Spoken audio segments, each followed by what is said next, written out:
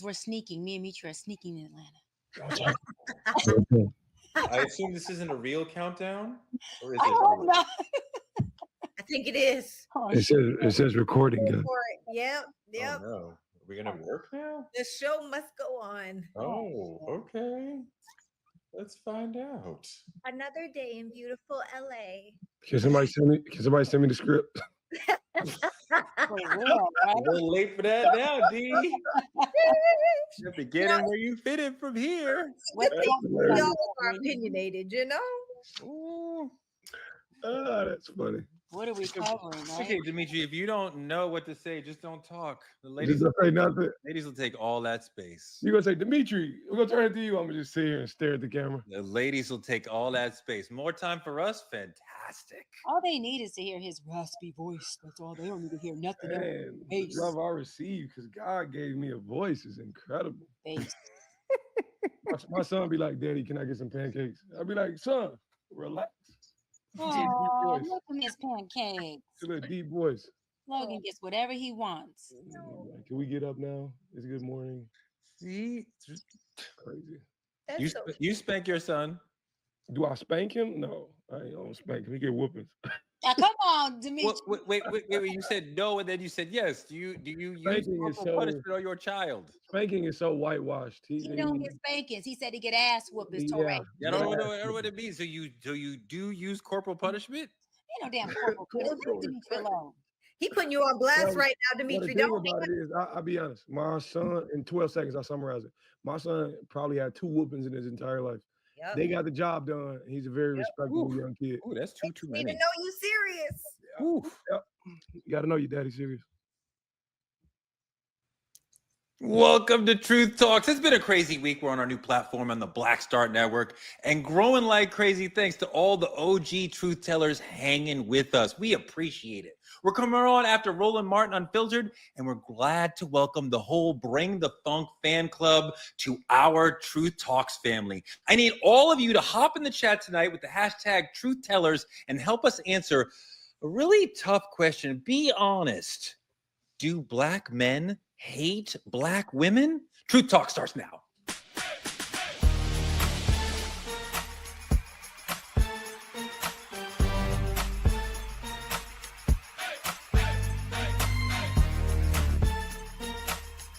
Are y'all ready to roll? Let's go. Welcome, Truth Tellers. Welcome to our faithful audience. Thank you for hanging with us. Welcome to our new audience to come see us argue like friends in a bar. With me, Dr. Cheyenne Bryant. What's going on, Torre? You know, excited to cover these topics tonight, and just hoping that y'all don't say no bullshit that's too much to the left to where I got to set y'all on the right. Right? Okay. Or that could happen to you. Like, oh, no, I'm a little Mayweather. I'm a little Mayweather over here. Nick, so glad to have you. What's up, guys? I thought you said Dimitri, but your girl Sarah is here. I think I have some of the most conservative thoughts. Where are my givers at? Please let me know in the chat, because y'all, we got to keep it real. Speak our truth, because this is Truth Talks. Let's go. And I found this guy last night hanging outside of 7-Eleven, Dimitri Wiley. It is a pleasure. Thank you for scooping me up and giving me employment. I'm better now. It's all work. See, employment does everything. I'm here now. I'm Torre. Let's get into some trending topics, y'all. So Suge Knight has been doing a lot of interviews from prison. I didn't know that you could get approved for so many interviews from inside the Bing, but here we are. Suge said in one interview, Puffy and I are not friends, but Puffy should definitely walk free. Wow, I never thought that I'd hear Suge from the jailhouse talking about Puffy should beat the case. He said Diddy is being unfairly singled out, and it was other executives that were involved in Puffy's life. For Puffy to be the only guy to get on the stand is a sad day for hip hop. I'm trying to think of who the other executives he's talking about. I have one in mind, but Dr. B, what is Suge talking about here? Is he trying to say maybe y'all should be looking at other executives like above Puffy? Is he going to be, can we get him to call in one day? yeah, I might be able to see if we can get him to call in. Of course, we may have to do the show on a time that is in alignment with his prison available time, but I could definitely check in on that. But I think what he's saying is that we are obviously looking at P. Diddy, who's done, obviously allegedly has committed some really big crimes. But I believe he's saying that it goes deeper and that there's executives and big dogs that are bigger than just the optics of what we see, which is Diddy. And he's saying, yo, look, not so much. I don't agree with this, but he's saying he's Diddy is he is innocent, but he's also saying that, listen, y'all just picking on one dude. There's a plethora of people who were involved with this case, not just one dude. There was, listen, and he's also saying that this is bigger and deeper than freak offs and domestic violence. This has to do with even the FBI. I believe Suge is saying this has to do with the internal folks who actually have. I don't know why Jay-Z's picture is there. I don't know why, right? Well, okay. I digress. But what I'm trying to say is Suge is pretty much saying that, listen, we're making P. Diddy the poster guy for the much deeper issue that involves a lot of more people. And he may be onto something about that. So, okay, look, we know that per the New York Times reporting, and like 40 or 50 women, speaking of, like, Russell Simmons raped half of New York. We know of some other crazy situations. Dimitri, I don't know somebody else who's an executive who is helping Puffy do what he did, what we're talking about in this case. Like, there's people beneath him who are working for him who do what he say, but like, I don't know, Clive Davis is the guy above him. Like, I don't know what Suge is talking about. It's funny to me. Well, it's ironic because Suge Knight, a man convicted of so much violence, is now arguing for like fairness in hip hop, justice in hip hop. And the thing about it is, we got to look back at who we know Suge to be. You know what I'm saying? This ain't because he believes in justice. This is simply because he want company behind bars. He feel like, if this motherfucker gonna burn, I want everybody to feel the smoke. You know what I'm saying? He's the wrong source, in my opinion. Sarah. Yeah, I don't know that I agree with that. I think this is typical cultural Black experience where there's a fall guy. I don't think this is any new from how what's his name took the shot Meg Thee Stallion. He was the fall guy.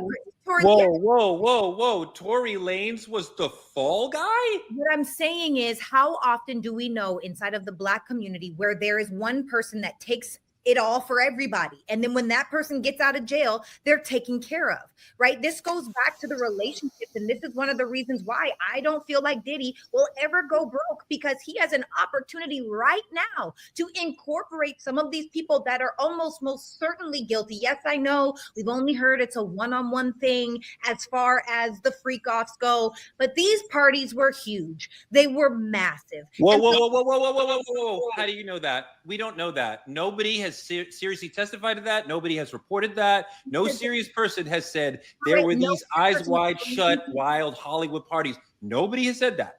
Yes, so this is what I'm saying. Nobody's ever going to say that. When you go to a lot of these parties, I've been to the parties where they put your phone in a little Ziploc bag that you can't even get out without a special tool. You can't take pictures. You can't make phone calls. You have no idea. A lot of parties you go to, you sign NDAs before you even get into the house. So there are these things that are happening. I'm trying to tell y'all this is real stuff, and this man is so well connected that I do not believe that he is the only one that did it. It's kind of like the whole Epstein case, how he committed suicide in jail. Did he? Or was he killed because he knew too much? That's my opinion.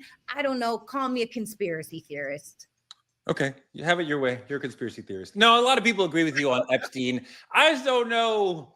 It seems to like almost release some of the pressure from Puff to go, well, who are the other people who helped him? And we know others who helped him beneath, because that's being testified to. But like, people who with more power than him, where are they? Torre, you're focusing more on this whole party violence and this whole sexual abuse. What I hear Suge saying is, we focusing on the very fucking mustard seed of the bigger problem. And to your point, Torre, a lot of people are looking at it like P. Diddy is the icing on the cake, the big dog, and he's the one to get. Suge is saying, check this out. I've been the big dog. I've been it, meaning Suge's been the big dog. He knows, to your point, there's people underneath him, but there's big dogs above him who Period. never get optics on them, whose names are never told, who never make it to court, who never have to be convicted. Yep. And what he's saying is this is bigger than just saying this one black mogul powerful man is just the god of all gods and is creating all of this splash. He's like, nah, there's a lot more to this. And that they need to dig in the more to this. And to Sarah, listen, I don't be agreeing with none of you people that much. But this moment, Sarah has a point. You have people who take charges for people all the time, especially when it comes to the inner city or on the streets. Let me say, just in the street community that take a riff. One, they don't want to be known as a snitch. Two, she's right. Hey, it's called a bid. Yes, that happens. But we can't say Tory Lanez is that. We're not talking about Tory Lanez. Let's stay on topic. We're talking about P. Diddy. Not Tory Lanez. I agree with you. We're talking about P. Diddy.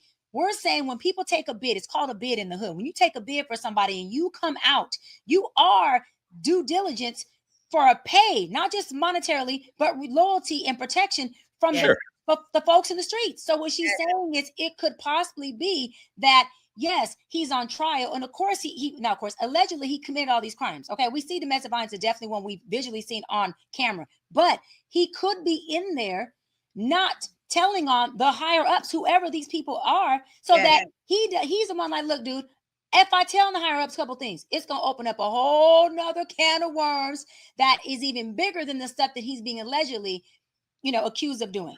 So she has a point there. Way bigger. So let me shift you guys to something else going on right now in LA, where Dr. Brian is from. Obama, the musical. There's a new musical about my favorite president and my favorite first lady, and people are talking about it. Let's see a little clip. Baby, more than anything. Better watch out, fellas. Obama's back, and I got something to prove. You may have knocked me down, but you didn't knock me out. Just like Stella, I got to prove that motherfucking Obama. Okay, wow. This is supposed to be satirical. It's making fun of Obama's White House years. There is one scene where the Obamas are singing about White House love, and for some reason, Joe Biden comes into the room and tries to join the scene. I don't know why anybody is thinking about anything like that, but here we are. Dimitri, does this feel, I know you weren't alive for the Obama administration, but does this feel disrespectful to the former president? That's okay, Dimitri, because Teray was technically dead. He's an ancestor. Thank you. He's an ancestor. He's a ghost still walking. I appreciate that, though. It's funny because when you see satire about Black icons, in my opinion, I don't think we've celebrated them long enough before we turn it into satire, before it becomes comedy. I think, don't get me wrong, you know what I'm saying? Obama, we gave his flowers, but we're not done giving them. This is too quick to be Saturday Night Live. This is the first Black president, something that changed history books. It's right now. This is giving Saturday Night Live. This is nothing less than Saturday Night Live, and I don't like it. The beat slap. Really? You're on the beat slap. You don't like it? What do you not like about it, Dimitri? What do you not like? Is it disrespectful? I think it comes off as disrespectful. Disrespectful in terms of what Obama means to me, what Obama means to the Black culture. I think the idea of it is entirely, it's unprecedented. Like I wouldn't expect Obama to attend this. Like I think it's too left for me, too left field. Dr. Brian, what do you think? I love it. I think it's the culture. I think that Black people have this thing that no other race could do, where we can take our president, our people, and add a curse word to it. And White man wrote that. A what? White man wrote that. Oh, well, then you're changing up the narrative. Torrey said, you're leaving out information, my brother. You're leaving out information now. You see how he did me? See, this is the shit you do. Look. I gotta be like, this is great. White man wrote it. Oh, no, this sucks. Oh, this is terrible. Let me say because it does make a difference who authors things. Because messages are in the hands of the writer, which creates the narrative. And so for me, if it was a Black song about Obama by us black folks, then I can say that's ours. Yes, we can say it's motherfucker Obama. We partying up here. But when you have a white person who comes to the barbecue and their ones bringing the marinated chicken and they're the ones that setting the tone for that barbecue, then to me, it doesn't become a culture thing. It becomes us feeding into, again, a white person's narrative of how we're going to celebrate what we do. So now you see, now that you done gave me the right information, I have to switch up how I feel about it. But do you guys see how thin of a line that is? Like that's a really hard line to like navigate, because if we're doing it ourselves, we almost making it seem like it's acceptable to be done. Like I get our culture. We poke fun at everything. That's what we do. That's how black people operate. But this here, I remember I was a kid when Obama got 2008. I was probably like 12 years old or something like that. No, you weren't. No, you weren't. And the thing about it, I was crying when Obama. Your daddy was 12. I had to be like 12 or something. But yeah, no. Demetri, you said you were crying because I want to hear. Yes, I was in tears. Like I turned my little game off. I'm sitting here watching the inauguration with my parents, and this was a thing for me. Wow. Like I seen recently. And it was on like a thing the NBA was doing about the U.S. Olympics. Anthony Edwards was having a conversation with Obama. Yeah. And I was disrespected at how you not putting respect on who you talking to. Hold on, but what you said before, you reminded me of election night. And it wasn't certain going into the night who was going to win. Yeah. And when it finally, and a lot of us were talking about the Tom Bradley effect, maybe they'll get in there, not because he's leading in the polls, but we weren't. Right. And when it was finally called, I mean, like I had chills. I don't think I cried because I think that is socialized out of me, but like I definitely had like a deep emotion of like, oh my God, like this massive moment in America has happened. I had a little baby then, and I remember looking at him and being like, wow, like you're going to know a world with a black president. Like that is so crazy to me. Yeah. Sarah, I mean, like, were you... Well, I want to know if you think the play is disrespectful, and then your sort of emotion around Obama-ness, like when that was first really blowing up, like me and Dee talked about. Yeah, so no, I don't feel like it was disrespectful. I feel like it was a satirical play based on something that didn't happen in real life. That's why it's a satire, right? Because it's not a true story. But I almost feel like it's more mocking Joe Biden than anything, because it's like through the hazy eyes of Joe Biden.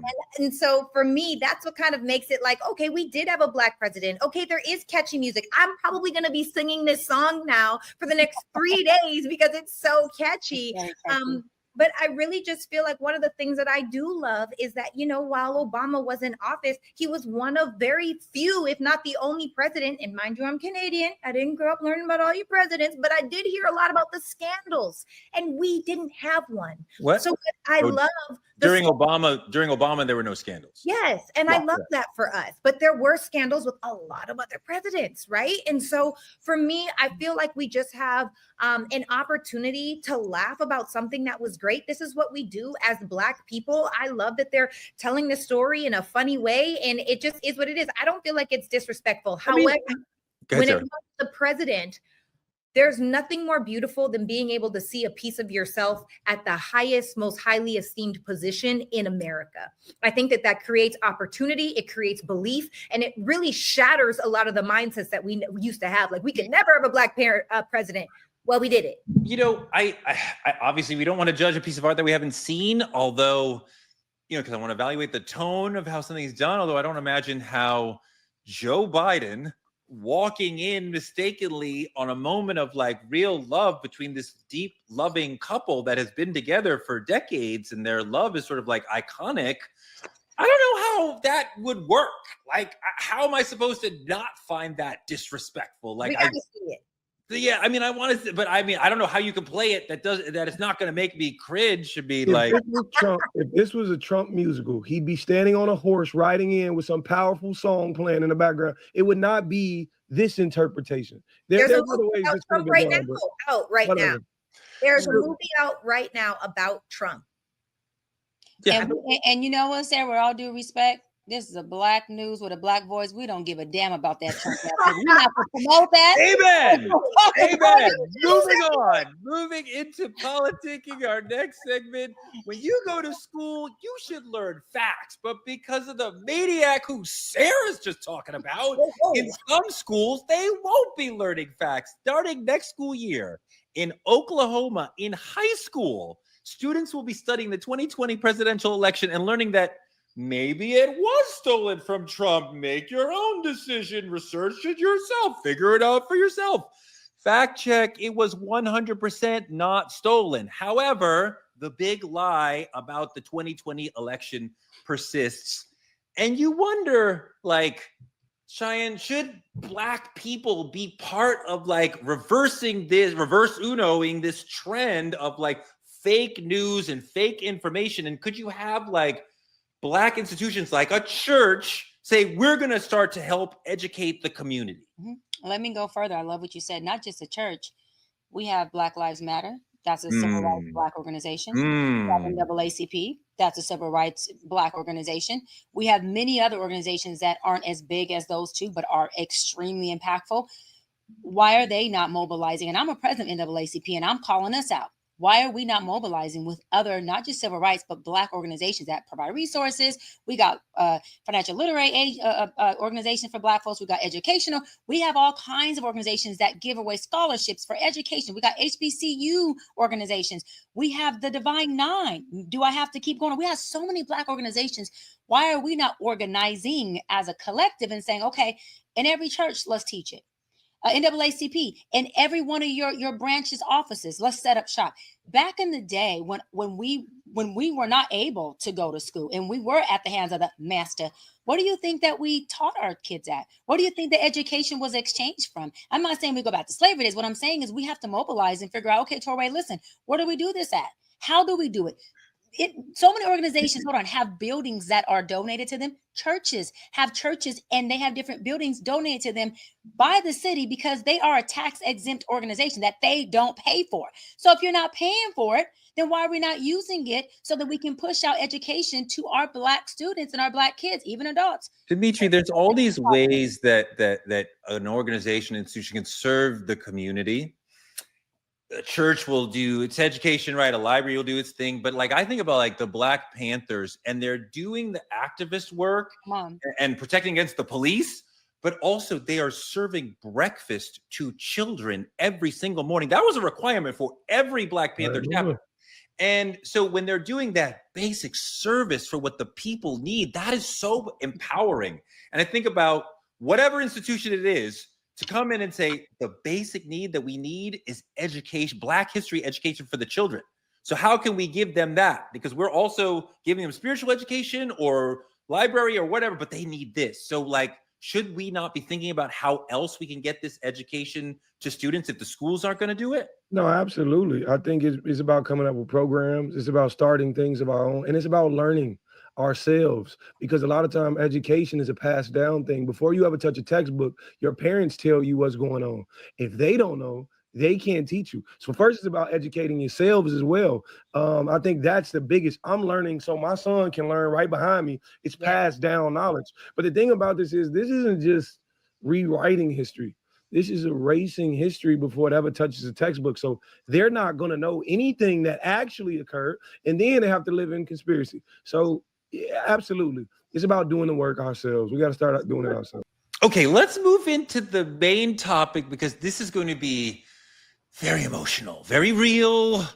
I might cry in this, I might break through the socialization, but the big question tonight, do Black men hate Black women? And I think it's an important question. It's a powerful question. I'm proud to have two smart women and a smart man to work through this, because this is a really important question. I want to handle it delicately because this really matters. But in 1960, 61% of Black Americans were married. In 2021, only 31%. And that shows a serious love imbalance. One social media creator thinks he understands the why. Jody, roll that clip.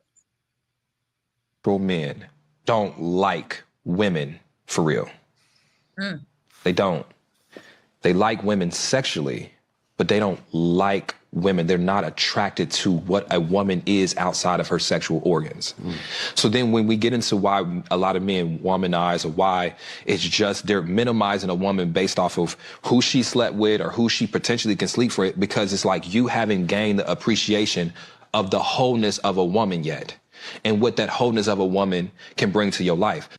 You know, Dimitri, about a month ago, I heard this woman on TikTok say, men don't like women, they're attracted to them, and there's a difference. And once she decoupled that for me, I was like, oh my God, it's true. Think beyond the women you love who are in your life already. Think beyond the women you make money with or you're dating or whatever.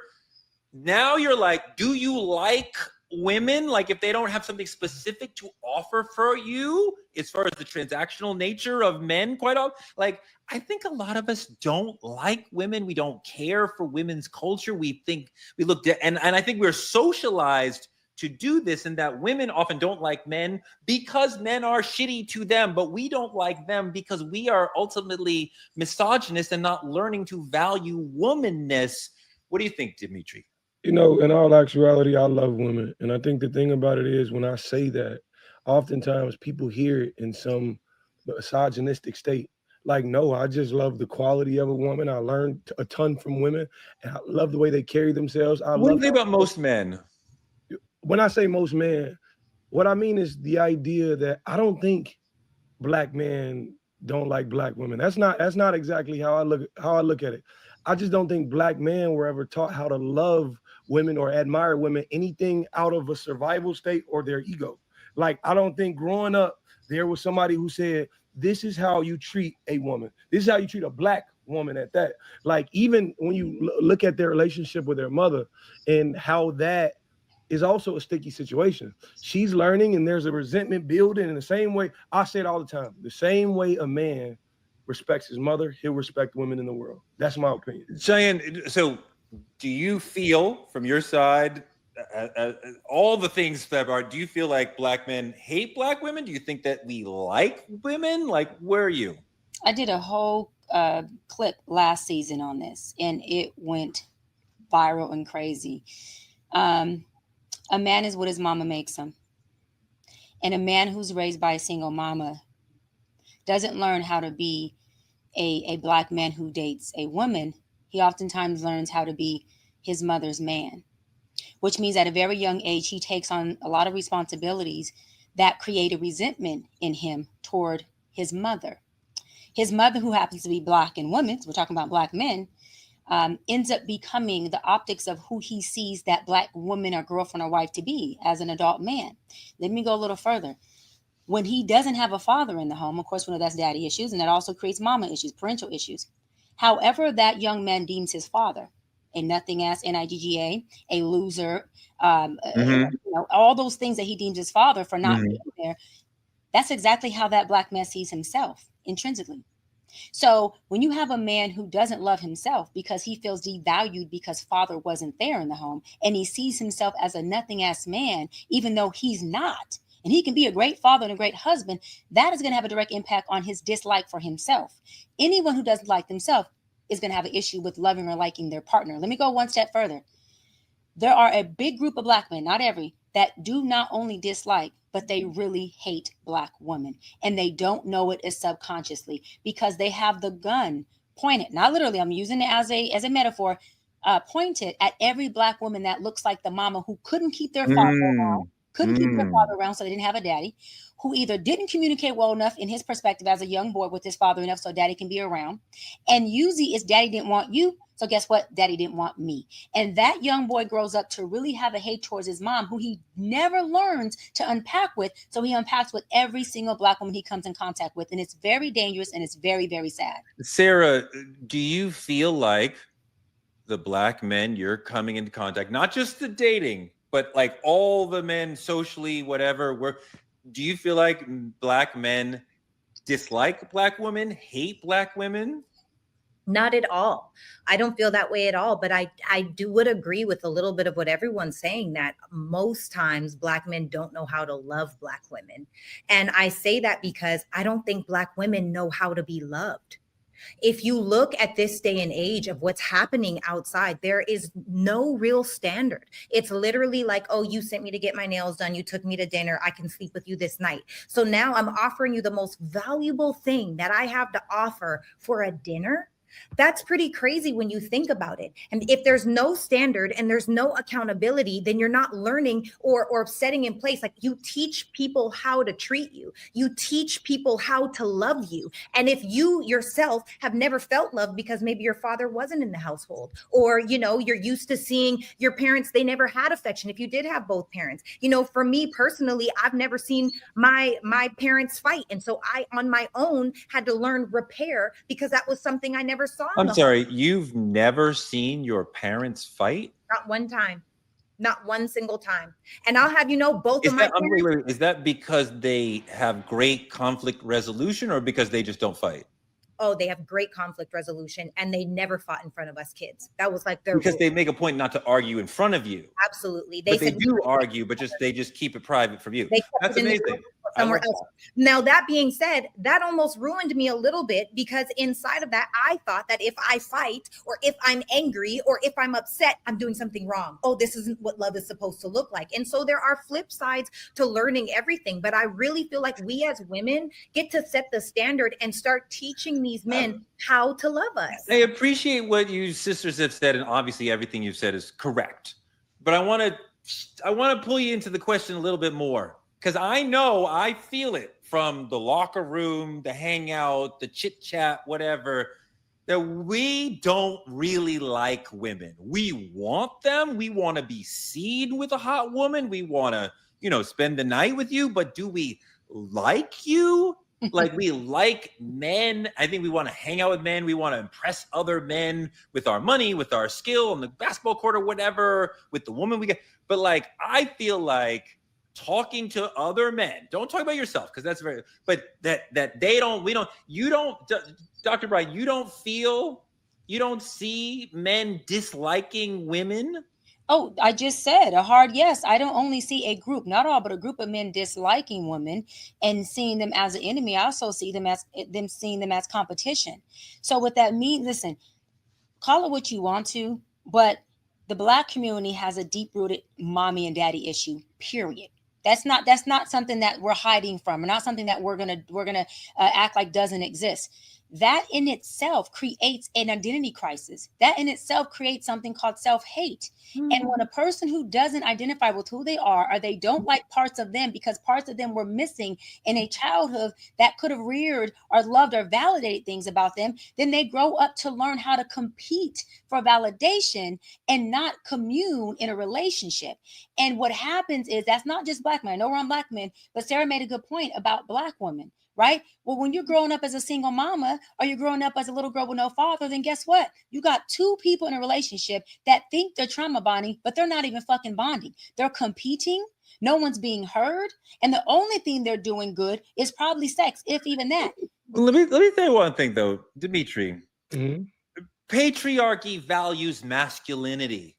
You get value in patriarchy by being a strong man who acquires lots of things. Absolutely. So that means we look down on femininity. And I think that is sort of at the crux of a lot of it. We want to acquire femininity. Like, I want to have a woman so other men see, oh, he's got that beautiful, womanly woman. So I look up to him because he's got the car, the job, the woman, the whatever.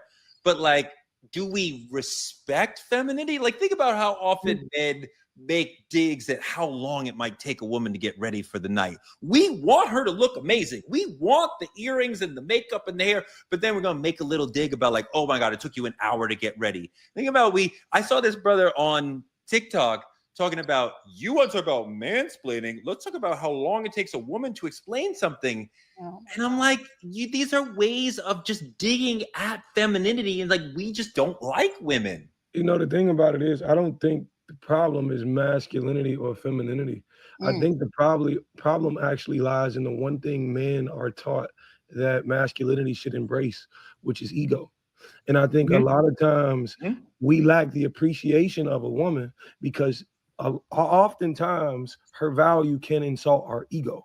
to be Her overeducated. value insults our ego. Absolutely. To see a woman who's highly educated, to see a woman make more money than you do, to see a woman who's hyper independent, we automatically label it as too much. We minimize their successes. We fear, like, the thing about it is, just like men are afraid to approach women these days, men are even more afraid to say that's a high value woman. She's valuable. We can't even give flowers to women, and it breeds an appreciation, but it's more of, I think men are intimidated. 100%. And the better word is called jealous. Let's call it what it is. You just described jealousy.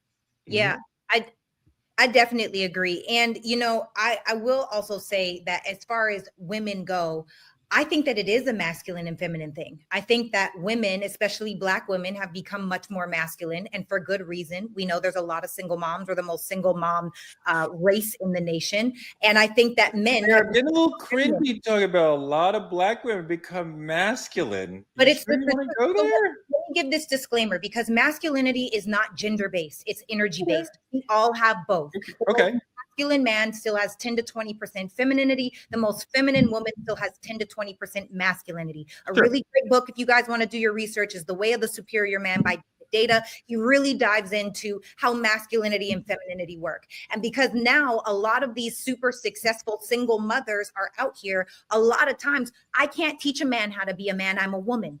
A woman cannot teach certain things because I haven't had that experience. Just like I can't teach a white person how to be Black. It's an experience thing. You have to go through it in order to understand it. And so inside of that, I feel like men are becoming much more feminine. Well, what lacks inside of higher levels of femininity? To be honest, it's leadership.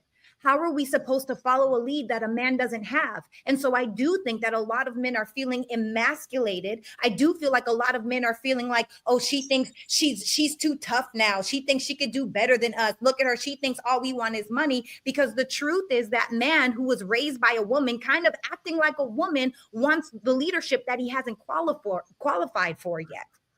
I want to roll a video that Jody picked for us that sort of shifts the conversation a little bit, because we agree, I think, that Black men in this country are under attack, but Black women are not the problem. Roll the clip. But I'm like, he always takes the woman's side. And listen, if he's a man and he says he's a trans man, she's going to take his side even more because as a woman, you take that. And I'm just like, Mark, we are Black men are being attacked, and you are one of the biggest voices out here.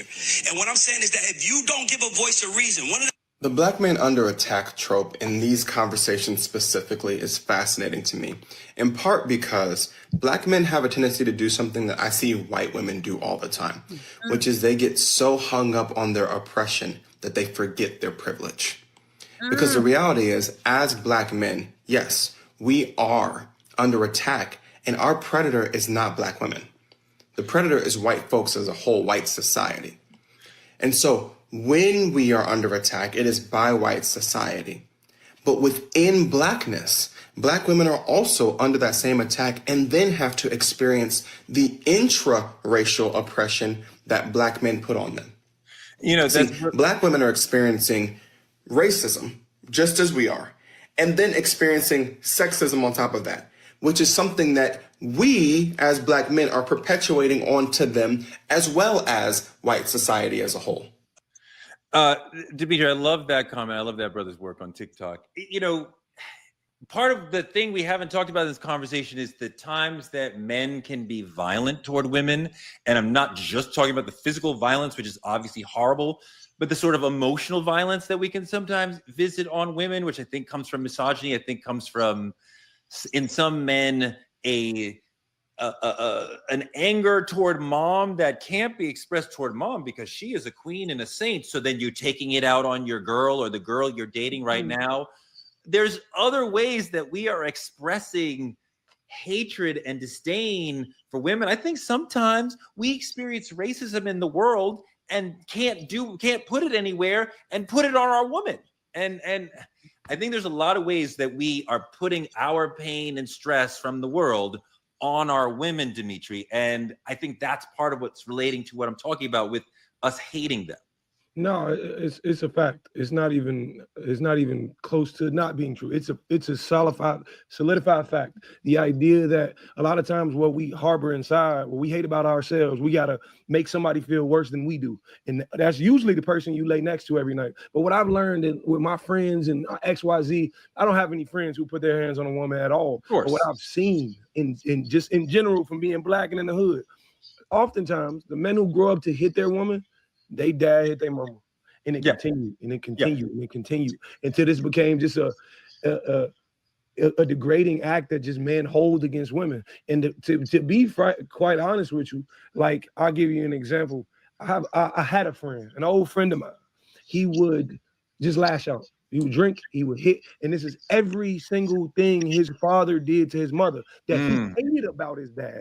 And that's what the ironic part about it was to me. You hated this man for these exact things, but you can't see it in yourself. And I think that's the problem what's going on. Men, I can't even say they want to be better. I just think women have it a lot harder than we do, and men don't see that. Good, and I want to say, listen, an emotional man tied to high testosterone equals a dangerous, violent man.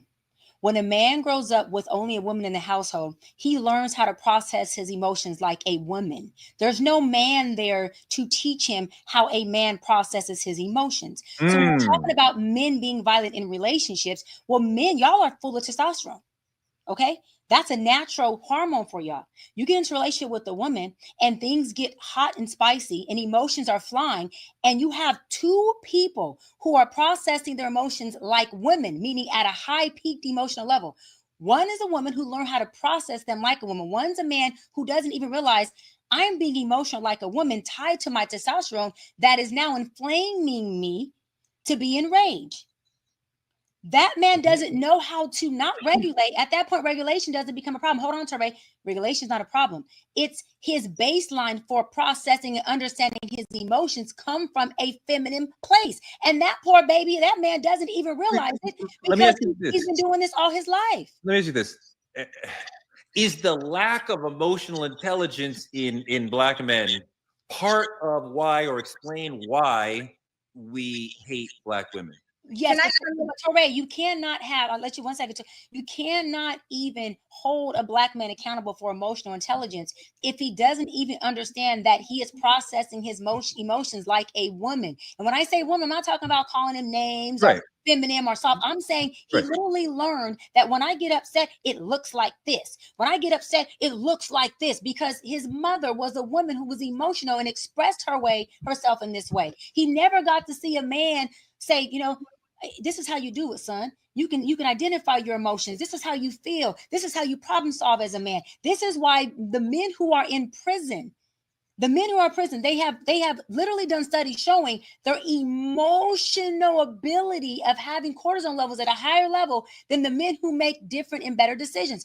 Emotions and testosterone create rage, and in a man, it looks different than it does on a woman. Dimitri, do you think that black men are jealous of sisters in some way? I absolutely do. Wow. I feel like a lot of black men, not just a couple. I've seen friends of mine be jealous of black women just for being black women. I think the thing about it is it's like a fragile masculinity that they have. And I'm telling you, a passionate, powerful woman is going to act and break that masculinity of yours. And men hate that. Men absolutely hate that. It's the fact that you being so solidified in who you are as a person shakes me to my core, because I'm not. I don't feel as strong as you think I do. Come on. I know I'm not, and you're breeding that in me and bringing that out of me. It's like there's only room for one of us mentality. And I feel like most men are living in that space. They're like Dr. Brown, to her point, men learn to lash out, and the only way we can assert dominance or masculinity is through physical acts or degrading you and calling you out your name. A lot of times women hold the value in these relationships, and I'm not just speaking in relationships, households in general. What happens is, as a man, in order to make myself feel in order to make myself feel superior, I have to make her feel inferior. Yes. Exactly what's going on. Yes, 100%. Dimitri got the chat going. The chat is on fire right now on you, Dimitri. They are like lighting us up, Torre. Yeah, no, 100%. The masculinity is about superiority. You got to feel superior to someone, other men, and especially women. Sarah. I feel like, and it really goes back to why are men jealous, right? Because I feel like a lot of men say they want an ambitious woman. They want a woman that's about something. Yeah, well, they want her until it makes them look bad. Because this is a mirror of all the places that you may not be as ambitious or you may not be as successful. And then you feel like your life is more dangerous because you're a man and we are women or whatever that may look like. And so really and truly, it comes down to men are acting more like women, especially Black women or Black men. Why? Because they're raised by Black women by themselves. They're not seeing the example of what it looks like to be a man. They're not seeing the example of what true masculinity looks like, what true leadership looks like. Who are even the OGs? Now the OGs are going to prison. They're on trail for beating girls' ass down the hallway. So now it's like, who do you even look up to in this day and age? Back in the day, you had the Nipsey Hussles. You had the Ice Cube. Yeah, you had so many of the different people that now it's like, they're who do these young cats even have to look up to? Well, interesting point. Actor Damson Idris called out Black men recently. He's in a big new film with Brad Pitt. He said, I see so much unprovoked hatred toward Black women today from grown Black men. He said the compulsion to humble these women perhaps makes you feel like more of a man. That's a superiority thing we were talking about a second ago, D. I promise you, you aren't men to us. A new year is approaching. Grow up. This reminds me. Come on, Dad. Hold on. Come on, Desmond. What is he? This man is fine. That reminds me of a moment that broke the internet a few years ago. Jody, roll that. Yeah. No, hold on, D. Hold on, D. I want to get to Daniel. Shout out to those in the chat. It is going on fire right now, y'all. Let us know. Like, do you guys feel like Black men hate Black women? Is this real, or are we all a little bit of delusional? Yeah. And have you watched the sex scene with this man in it with Chloe Bailey? I'm sorry. Oh my God. All right. Let's see the Daniel clip, Jody. The Daniel Caesar clip. That libido was up there, baby. Woo, I'm back. Oh my, okay. Yo, I know. Make sure there is. I love you guys. Yo, you guys are listening, and I love you guys so much. But we're like talking about something serious. So I'm like, I don't want to talk about shows or like being, like artist stuff. Where's my? Why? I don't know which Black people are in here, but I want you guys to talk up right now. Why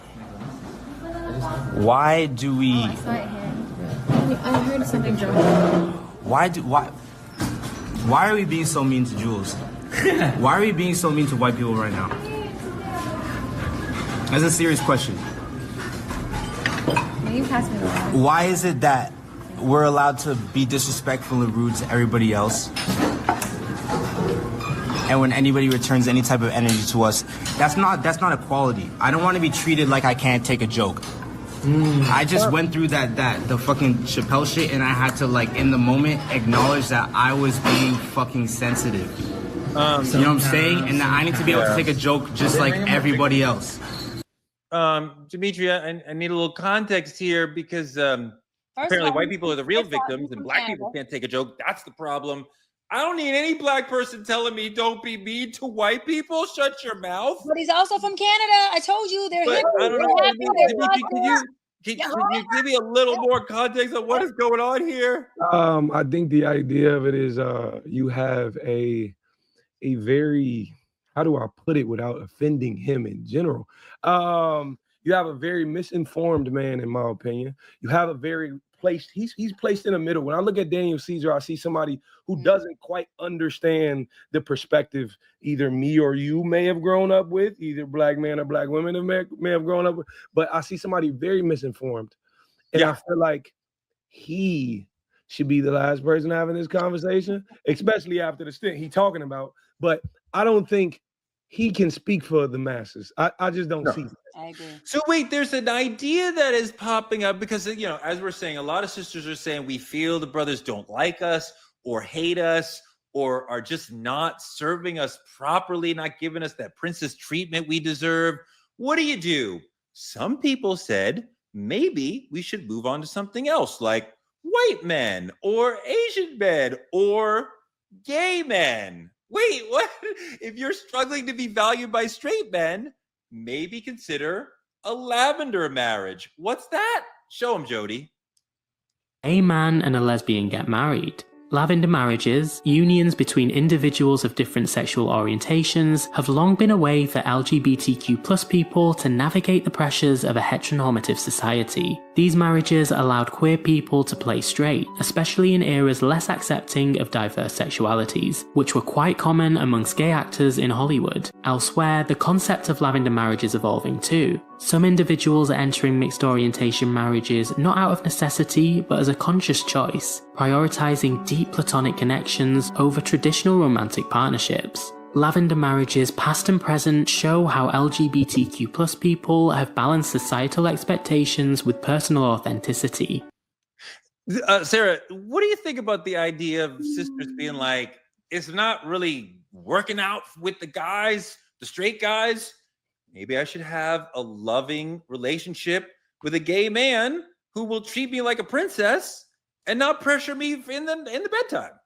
I feel like people are just doing whatever they want these days. They are just creating whatever they want to create, because that to me is not a marriage. I feel like the thing that makes marriage a marriage is God, right? The contract was created realistically in the United States. It got serious in 1929 to stop the black man from marrying a white woman. That's when a marriage certificate came into play. Why not just have a partnership agreement or some kind of business agreement in place?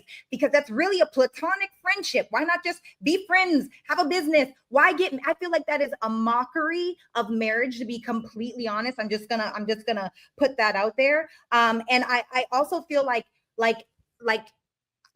some people are married, but they'll never experience what it is to be husband or wife. That's my opinion. What do you think, Shai?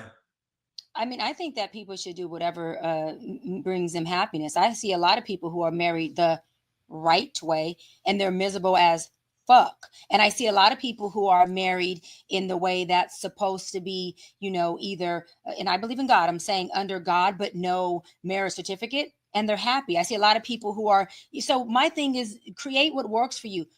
The part that concerns me a little bit, doesn't bother me because I want people happy, concerns me with the lavender piece is that it gives me more confused or identity crisis. And I'm not saying that they don't believe in love, because I am a person that believes that love is love. Because I believe love is love. I just think that, listen, I can hang out with Dimitri for months and just fall in love with him as a person, right? I can love Sarah as my friend. But my point is, when it comes to saying that a person is gay and I'm straight and we're going to fall in love and be together, it kind of goes against, if you're gay and you are a man, that means that by definition, we know this may be everyone's different, but by definition of gay and a man, you don't like me as a woman.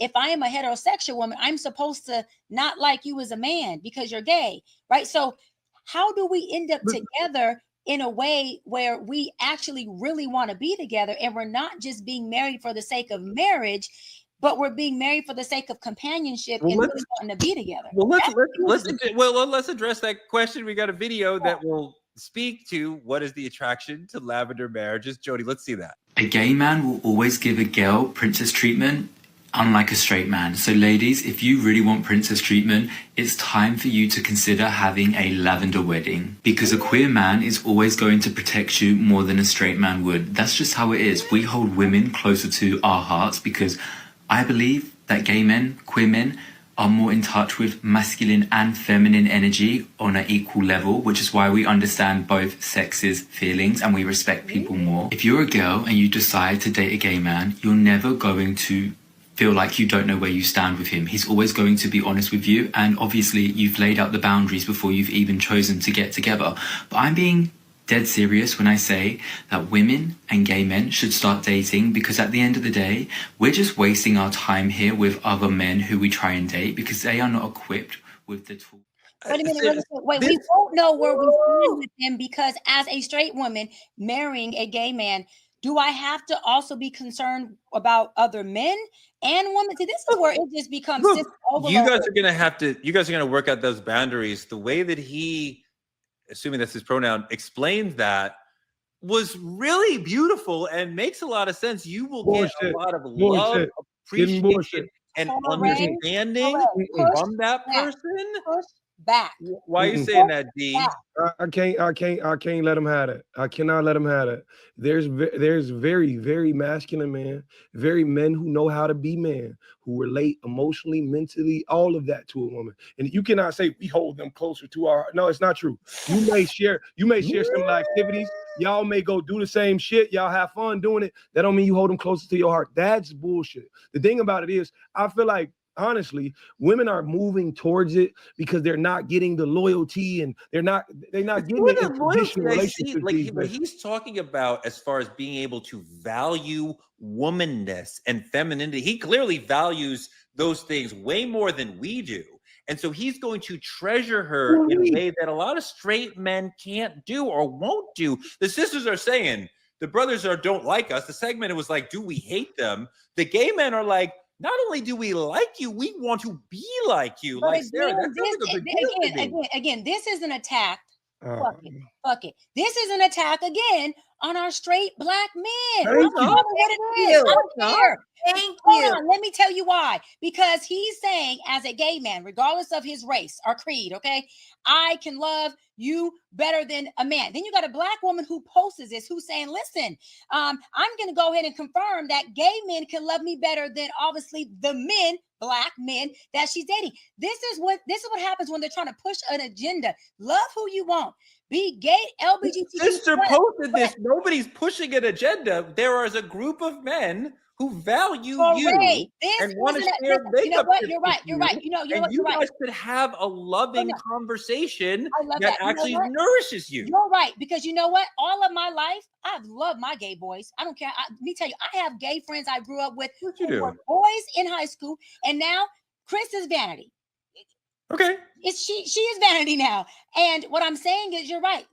My gay boys love the shit out of me. They pump me up, they gas me up. But guess what?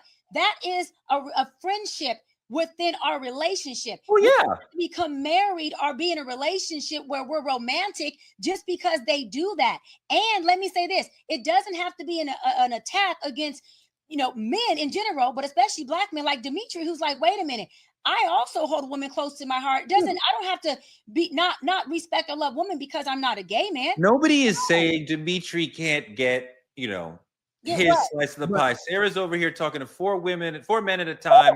Some of the men are going to have to say, hey, I can actually love you to where you won't want to talk to 4 straight men because I understand you, girl. If I never ask you, say one thing. Hold on. The gay man is going to be in her world of womanness in a way that a straight man can't and won't. And I could see how he could love her in every way but physical. That would just love is not gay or straight. Love is not gay or straight. Love is love. Why do we keep when you actually see a man who loves a woman, there is nothing he will not learn. I mean this wholeheartedly. I was taking hair down in a relationship. But you said love.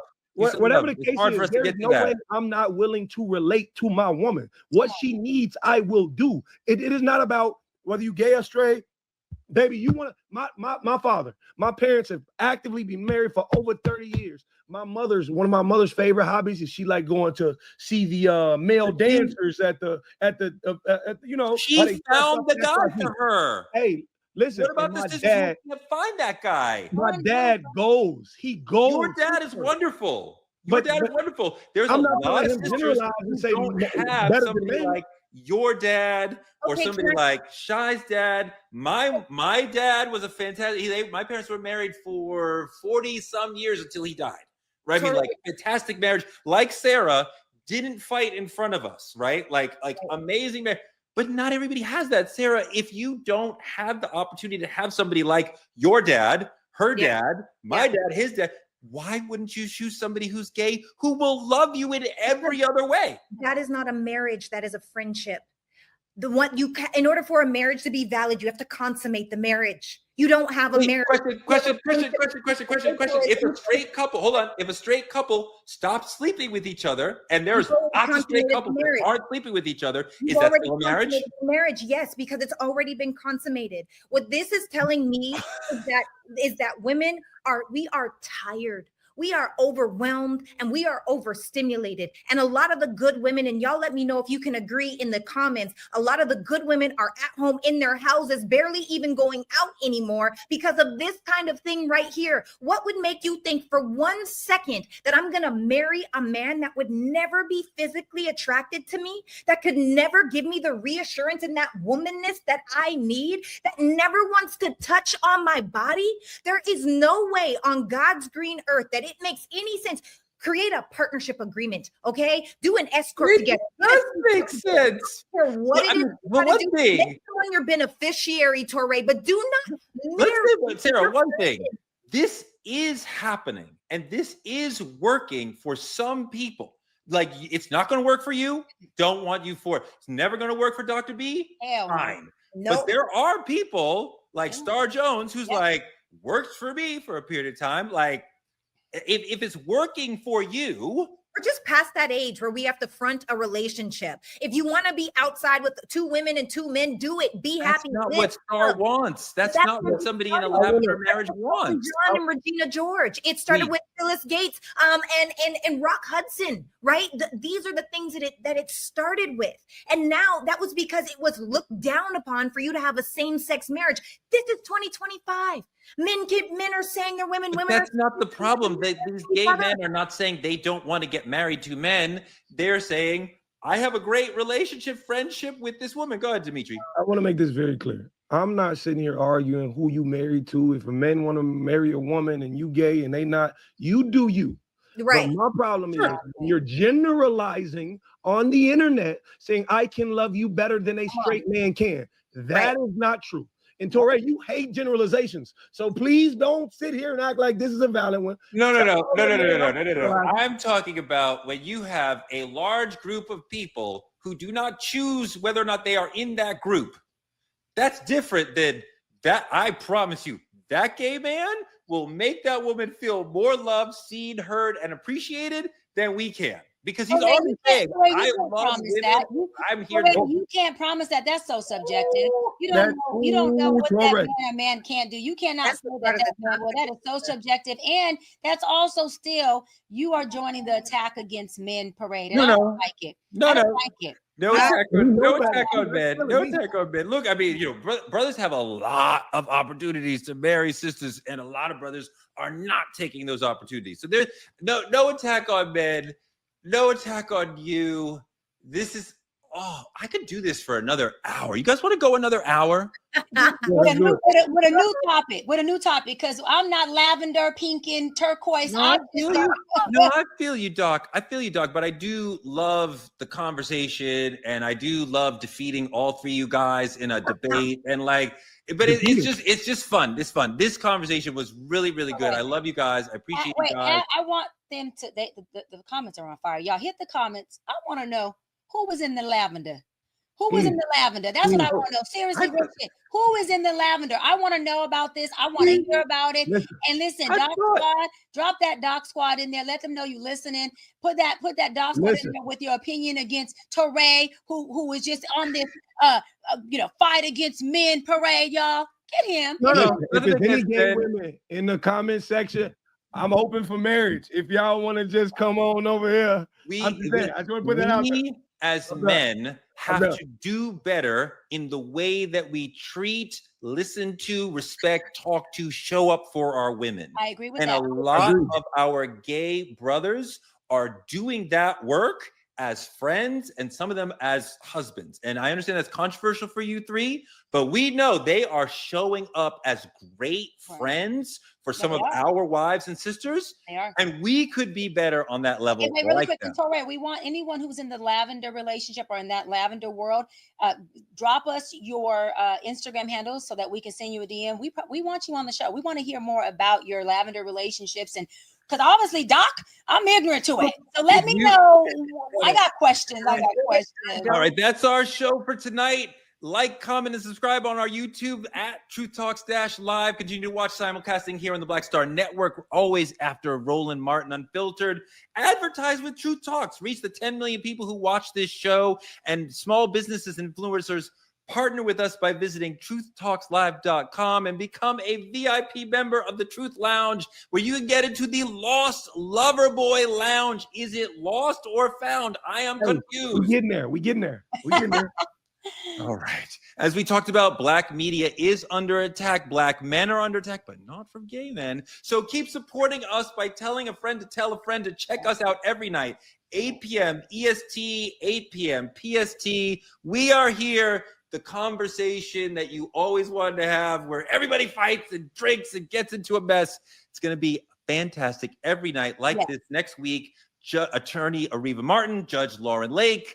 We will be back every night at 8 p.m. We love you guys. 5 p.m. PST, 5 p.m. Pacific Standard Time, y'all. Peace.